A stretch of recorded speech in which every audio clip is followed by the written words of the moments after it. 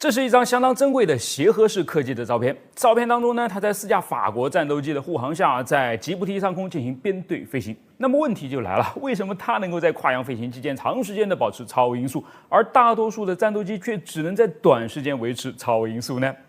大概有以下这5方面的原因了。第一，发动机效率。协和式客机配备了专门为持续超音速飞行设计的强大发动机，它采用的罗罗奥林匹斯发动机呢，专门就针对高速性能进行了优化，拥有高效的燃油消耗率，使飞机能够在不过度消耗燃料的情况下，长时间的保持超音速速度啊。第二，结构设计。协和式客机的机身结构设计呢，能够承受高速飞行所带来的应力，其流线型外形、加强结构以及采用钛等先进材料的选择呢，都是为了减小阻力，承受超音速飞行所产生的高温，并在长时间的任务期间保持结构完整性。虽然也会受到热胀冷缩的影响啦，比如在飞行期间呢，其飞行控制台的后面就会跟隔板之间凭空生出一个能够将帽子塞进去的缝隙啦。第三，燃料容量。相对于大多数战斗机而言协和式客机具有相对较大的燃料容量了。这张纽约无畏号博物馆的谷歌地图截图呢，就足以说明问题了。鉴于机翼容纳了大部分的燃料，而协和式客机的那堆巨大的机翼呢，与旁边的战斗机比起来，可以说已经能够当人家的油库了。这就使其能够携带足够的燃料，持续的挥霍在超音速的长途飞行上嘛。第四，热管理。由于空气的压缩和摩擦，超音速飞行会产生大量的热量，所以协和式客机呢，采用了先进的热管理系统来散热和管理机身在持续超音速飞行期间所产生的热量了。这包括将燃料当作散热剂来用并结合冷却系统，以防止过度的温度升高。第五，结构热处理。协和式客机的机身设计呢，考虑了在超音速飞行中所发生的膨胀和加热。它采用了独特的下垂式机头的设计，使飞机能够调整其形状，在超音速飞行时呢，减少空气动力的加热效果。相比之下，战斗机则主要设计用于获得战斗效果，而不是长时间的超音速飞行嘛。他们通常将敏捷性、武器系统和雷达能力放在首位，长时间超音速的耐力呢，倒是其次了。并且战斗机的燃料容量较小而超音速飞行时燃料消耗更大，当然也就限制了其持续超音速的飞行能力了。最后，战斗机的结构设计也没有对长时间承受持续超音速飞行所带来的高温和应力做过优化，所以拼高速自然就是拼不过协和啦。实际上，为了完成这张协和式唯一的超音速飞行的照片呢，他还深深的把自己的速度给降了下来，将就旁边飞得较慢的狂风战斗机虽然后者已经使出了自己吃奶的劲儿了。为了验证隐形战斗机的性能，专门建一个能够制造极端气候的实验室，我可以理解。但是造车，你也要建一个如此高端的实验室，真的有必要吗？不管有没有必要总之吉利就是这么干了。在这个耗资100亿打造而成的雷神动力新能源实验中心里面呢，一共拥有31个实验室，其中就有全球唯2的用于模拟汽车可能会遇到的各种极端气候条件的气象实验室了。外面零上20度，里面零下40度，24小时不间断的折磨里面的汽车，就像吴佩说的那句话那就连黑河都不用去了。是的如此摧残都能挺得过来的车，只要是人能够到的地方呢，它就都能去了。所以建这样的实验室，它值而且更值的是，雷神电混那核武器级别的超紧凑3档变频电驱 DHT Pro 也是在这个实验中心里面诞生的。为什么说它更值呢？因为从消费者的感受来看呢，它做到了鱼与熊掌兼得，既有强悍的动力性，也有高效的节油性。相比起其他混动系统所使用的行星齿轮和单档变速器，雷神的3档电混可以说是把变速器的空间和性能都压榨到了极限空间上，它不仅将2个电机本身做到了非常的轻薄，还套娃式的将3个档位藏入整个 P2 电机的内部，于是将变速器的轴向距离压缩到了惊人的35.4厘米，在现实世界当中成功实现了一把哆啦 A 梦的缩小隧道的效果。性能上它用3档变频电驱作为智能能量控制中枢，可以实现比单档更加智能的发电、能量分配和变速增扭的功能，以及更加高效的无损全速域并联动力输出，使馈电油耗更低，使续航里程更长，起步加速和高速加速更强，驾驶体验也得到了充分的释放比如起步时匹配1档大速比，帮你体验弹射起步的领先快感。比如高速超车时，只需要深踩加速踏板就能够激活智能助力，从3档瞬间降到2档。P1 电机也立马介入，释放更多的动力储备，拉开差距就是这么容易还比如咱们去开盘山路，又是爬坡又是高海拔，但完全无需惧怕啊！雷神3档电混用它充沛的动力储存和智能的变频调节，让动力随采随有，让星星永远满格。以上这些单档，它能给你吗？所以在超过20种智能驾驶模式间如丝般切换的感受，你真的不想亲身试一下吗？我是抗拒不了的。可见啊，对技术的不断精进和积累，以及对用户需求的极致追求，才是吉利雷神3档超级电混诞生的基础。而基础扎得这么稳，也难怪能够打赢天下了。这张照片比较经典啊，前景是一架 RH66科曼奇，后景则是一架 AH64长弓阿帕奇，两架都是我比较喜欢的直升机啊，很难得同了一次框。这一同框呢，就让我发现它俩身上一个明显的区别啊。尾桨，阿帕奇的尾桨呢是支在垂尾外面的，叶片不多，只有4片。而科曼奇的尾桨则是嵌在垂尾里面的，直径更小，叶片数好像也更多。为什么有这样的区别呢？哪个会更好呢？好啊，科曼奇这样的尾桨呢，叫做封闭式尾桨，最早是在1960年代由法国航空航天公司发明的。它的优点主要有3个：更低的噪音、更高的安全以及更高的效率。为什么？因为首先将尾桨包裹在内的外罩呢，起到了一个涵道的作用，这将有利于减少螺旋桨与周围空气的直接接触，显著减少了夜间涡流的产生，因此让噪音和能量的损失都变得更小了。其次啊，封闭式尾桨使用了更多数量的叶片，而且你注意看啊，它们之间的分布呢并不均匀。在这张照片上呢，12点钟和6点钟位置的叶片同左边4片和右边4片叶片的间隔明显是不同的。这种4-1-4-1分布的模式呢，会产生不同的声音频率，而这些声音频率往往会相互抵消，从而降低噪音。然后我们再来看这张图，它是 UH1的尾桨示意。注意看旋转的尾桨盘被垂尾挡住了多少的面积啊？而这挡住的可是效率啊！而封闭式的尾桨呢，在螺旋桨的后面几乎就没有什么可以阻挡它的结构了，所以就能够提供更大的推力，效率得到了提升。最后，安全的好处就不用我再多说了吧？把尾桨包起来，是既保护了尾桨，也保护了可能被尾桨划伤的人嘛。而且啊，比较反直觉的是啊，统计数据表明，如果直升机要伤你，这施害者通常不是主翼，而是尾翼。好，看上去封闭式尾桨似乎更好嘛，所以想要隐身的先进直升机科曼奇才会用它嘛。那么问题又来了，为什么这么个好东西没有出现在所有直升机的尾桨上呢？好，就像航空中的每一件小事一样，它可以归结于3个原因：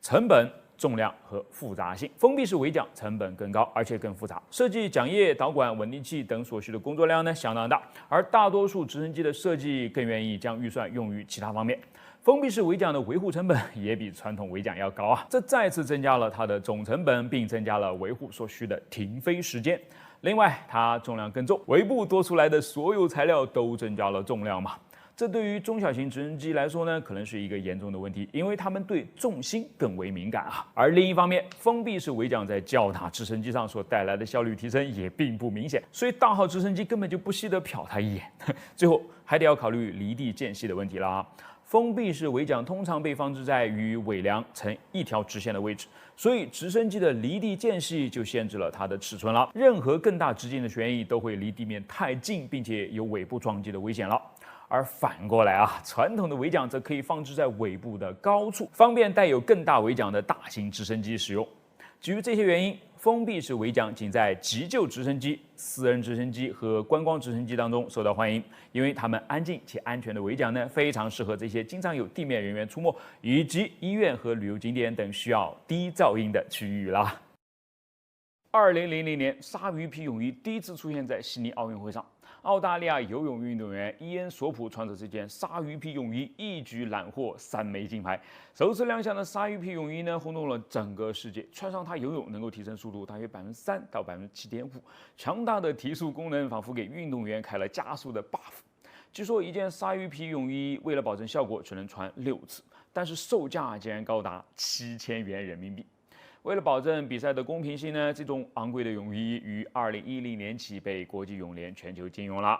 一件小小的泳衣到底被施了什么样的魔法，竟然有如此的功力呢？鲨鱼皮一如其名啊，它最初的灵感就是来自于鲨鱼了。鲨鱼可是海洋里面的游泳健将啊，平均速度达到了35公里每小时，追击猎物时甚至可以达到60公里每小时。惊人的游泳速度与它的皮肤结构呢紧密相关啊。鲨鱼皮看似光滑，但通过显微镜观察会发现鲨鱼皮上呢有一层紧密的微型鳞片，这是一种龙骨骨状结构。每一块鳞片上呢都有2个微型的褶皱，鳞片大小不一，排列有序，紧密结合的微型鳞片之间形成的沟槽可以让水流快速从中流过，大大减少了水流摩擦力，提升游泳的速度。受到鲨鱼皮的启发呢，世界著名游泳衣制造商 Speedo 公司就独家研发了鲨鱼皮泳衣。他们采用纤维模仿鲨鱼皮鳞片的结构，引导水流，减小阻力，并对鲨鱼皮泳衣呢进行不断的改良和升级。NASA 还研发了一种降阻传播涂层，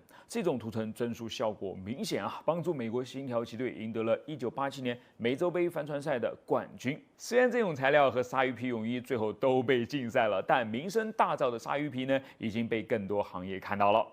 鲨鱼除了游泳速度快，相比起海洋当中的其他大型生物，鲨鱼还没有被藻类、藤壶等海洋生物产生的困扰。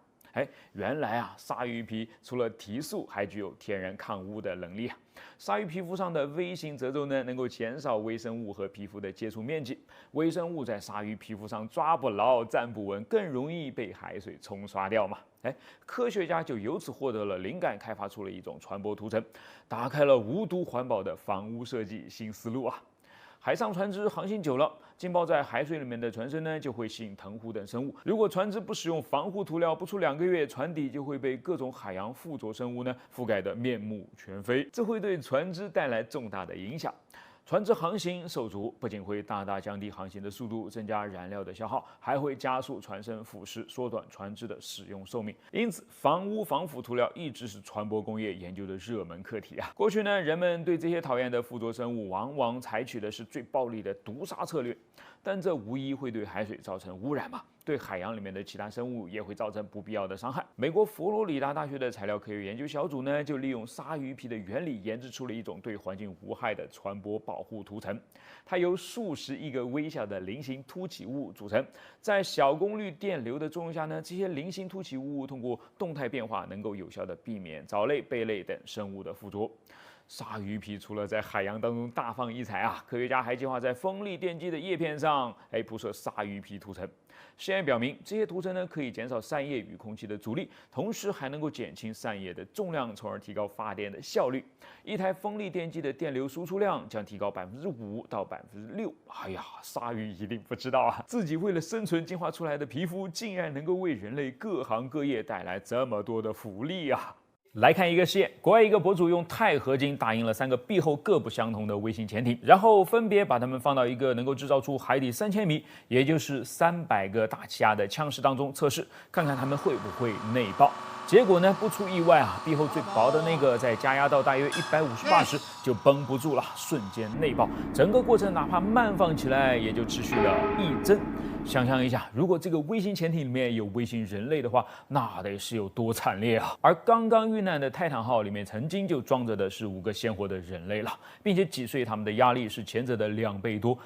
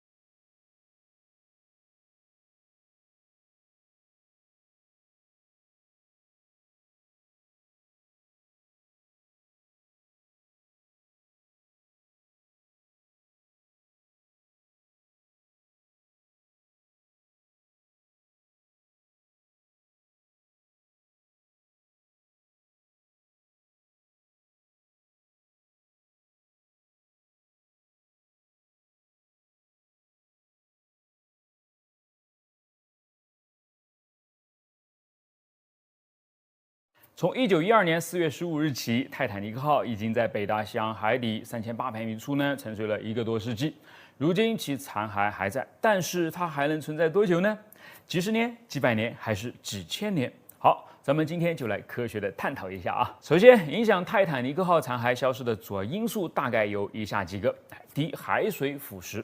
海水当中含有大量的盐分、氧气和其他的化学物质，会对金属、木材和纺织品等材料产生腐蚀作用，使其逐渐失去强度和完整性。海水呢还会引起金属的电化学反应，导致金属表面形成锈蚀层或者是氧化物层，增加金属的磨损和剥落。第二，微生物侵蚀。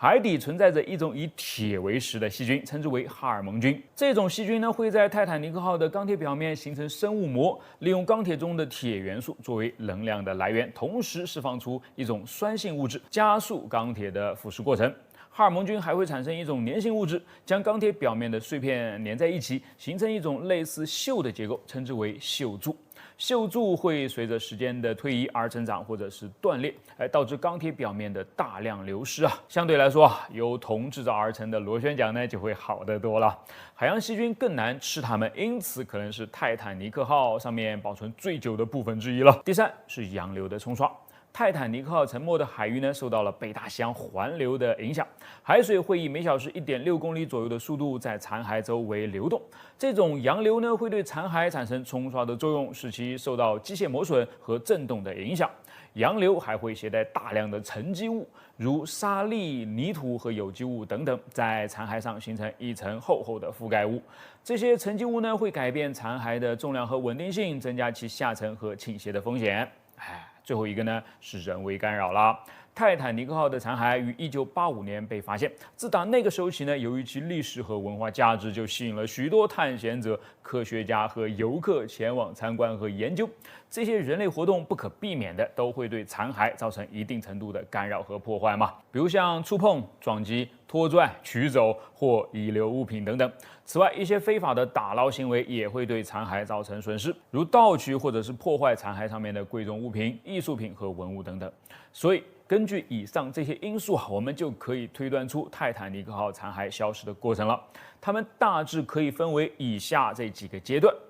第一个阶段，从1912年到1985年，这一阶段呢是泰坦尼克号沉没后到被发现前的时间段。残骸主要是受到海水的腐蚀和微生物的侵蚀的影响，以及沉积物的覆盖。这一阶段残骸的变化相对较为缓慢，但已经出现了一些明显的破损和腐蚀的迹象。比如像桅杆、瞭望台、船舱等等部分的断裂和脱落，以及钢铁表面的锈蚀和锈柱的形成。好，第二阶段从1985年到2020年，这一阶段呢是泰坦尼克号被发现之后到近期的时间段。残骸除了继续受到海水的腐蚀、微生物的侵蚀和沉积物的覆盖的影响以外呢，还受到了洋流冲刷和人为干扰的影响。这一阶段残骸的变化开始加快了，出现了更多的破损和腐蚀的现象。比如像船首栏杆、船舱的窗户、甲板、地板等部分的倒塌和消失，以及钢铁表面的大量流失和锈柱的增长和断裂。第三阶段就是2020年到2030年之间了。这一阶段是泰坦尼克号近期到预计消失前的时间段。残骸将继续受到各种因素的影响，其变化将更加的加剧，直至完全消失。这一阶段残骸将出现更加严重的破损和腐蚀现象，比如像船体结构的崩溃和分裂，以及钢铁表面的完全消融和锈柱的完全垮塌。最终那些巨大的螺旋桨将成为这艘传奇远洋客轮唯一留下来的东西了。但是在3-4千年以后呢，它们也会消失的。于是，在遥远的未来，泰坦尼克号留下的唯一痕迹，可能就是海底的铁矿床了。又到了每年高考选专业的时候，所以最近我在后台经常收到这样的私信，比如你是南航毕业的吗？能不能介绍一下南航的自动化专业咋样？还比如我是一名刚刚经历过高考的考生，我想选择民用航空领域的一些专业，特别想听一听你的看法，等等等等啊。首先非常感谢大家对我的信任，但是呢，我要在这里正式的跟大家说一声我不是南航毕业的，我毕业于南京理工大学的工业设计专业，所以非常抱歉不能给以上这2位给予很详细的第一手资料了。不过最近网上呢，的确很多人会就专业实不实用、有没有前景来给出建议。但是我觉得吧，向外求呢，不如向内求啊。未来的趋势固然重要，但如果孩子自身不具备相应的热情或者能力，我们却硬生生的把他往所谓的前景好的专业里面塞，我认为啊，是对孩子自身性格和优点的磨损，是一件会遗憾一生的事情了。不管是理工专业还是文科专业，很多时候呢，有用的不是知识本身，而是探索欲、思维方式和学习能力了。借用雷军最近在武汉大学毕业典礼上说的话，在大学里面，学习能力呢比知识要更加的重要。其实我当年选专业考虑的可不是实用不实用啊，而是喜欢不喜欢，是不是发自内心的愿意去学，比专业本身更加重要。要是不喜欢这门专业，学起来也会很痛苦啊。因为我是出于兴趣选择了工业设计这门专业，所以不管是课上还是课下，都会去主动的学习，也更愿意探索未知的领域。这种心态呢，给我带来的好处真的是不胜枚举啊。一个最经典的案例是，我是如何用它来帮自己赚到第一桶金的。在大约2000年左右的时候呢，我应该是大2或者大3吧。当时 Flash 软件很火，很多人都会用它来做 MTV 以及搞笑的短片。而我们的投资人呢，当然那个时候还不是我们的投资人啊，他已经看到了更大的一个应用前景，用来制作动画长片或者是动画电影。于是他就偶然间找到了我和另外的2个同学，并向我们抛出了一个灵魂拷问啊！你们3个人 Flash 软件用的怎么样啊？Flash 软件听说过，但是我们没有一个人用过。我们当时很想抓住这个机会，同时基于对自己学习能力的了解，相信我们能够在很短时间内掌握这个软件，所以说就一口答应了下来。你看我们是这样掌握 Flash 软件的。当天晚上我们就坐下来制定了目标，1周之内滚瓜烂熟。然后呢，就分解了这个目标。前3天，每个人分头去研究 Flash 并且是有针对性的啊。比如我专门研究各种各样跟绘图有关的按钮和命令，另外一个人呢专门去研究跟动画和程控制有关的功能，第3个人则专门去研究 Flash 里面那个叫做 Action Script 的脚本编辑器。等到了第4天呢，我们再次坐下来分享和教学各自已经掌握的那部分的内容，用最通俗的语言和最形象的方式去帮助另外2个人快速消化自己已经学到的东西。于是最终这个软件就在1周不到的时间里面呢，变成我们的技能了。更奇葩的还在后面啊！原来进入我们公司里面的没有一个人是专业学动画的，导演学的也是工业设计，编剧学的是计算机，美术学的是市场营销，但他们都有一个特点啊，敢想敢做，求知欲和学习能力都很强。最后就是这么一帮半路出家的杂牌军，还真的就做出了一部卖到美国电影院里面的动画电影啊！所以啊，我想改一下那句话，在大学里面呢，不是学好数理化，走遍天下都不怕，而是有探索热情，掌握了学习能力，才能走遍天下都不怕嘛。正是因为这些经历，让我在陪伴孩子成长的过程中呢，就特别注意给他留出足够的空间，让他自由的去探索自己喜欢的领域，成长为他想要成为的那个人。所以啊，在他身上呢，就具备了几个非常好的特点。第一是敢于尝试。赶到话剧的舞台上去演一演，赶到自行车越野赛道上去骑一骑，赶到拳击台上去咬着牙齿拼一拼。第二个呢是相当的自信啊，哪怕是遇到挫折，没有收获自己想要的成绩，也会能够很快重新站起来，再次出发的。第3是脸上永远都挂着笑容的，这个呢是我感觉到最珍贵的，因为心中有爱，脸上才会有笑嘛。给他们自由，别让他们的笑容从脸上消失哦。可能对于现在孩子已经高考完的家长来说，我的建议不大啊。但是对于像我这样小孩还不大的家长呢，选专业看似是几天的事情，实则是需要及早筹划。在孩子的成长过程当中，怎样充分权衡孩子的优势和劣势，怎么样做有意识的引导和培养，是我们现在一直都在思考的问题了。很多朋友说我想得开，不让孩子刷题补课，一点都不卷啊。我倒不是这样认为的，从小去观察孩子的特点，怎么让他的兴趣和爱好生根发芽，掌握独立思考的能力，多去认识世界，这个呢才是我们家长应该多去关注的事情嘛。我平时给孩子的课外书呢，也是遵循这样一个原则了，要能够点燃他的好奇心，调动他的想象力。比如这套